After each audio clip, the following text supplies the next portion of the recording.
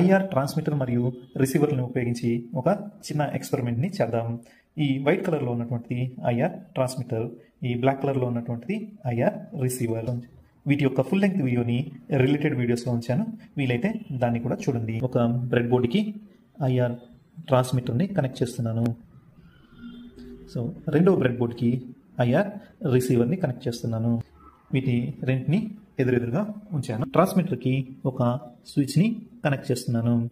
ఈ jumper వైర్స్ని connect చేసి దీన్ని బ్యాటరీకి కనెక్ట్ చేస్తున్నాను.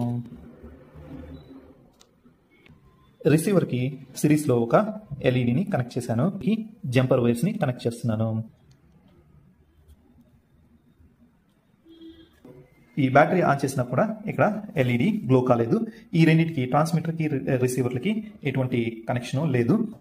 ఈ పుష్ బటన్ని ప్రెస్ చేసిన వెంటనే ఇక్కడ ఎల్ఈడి గ్లో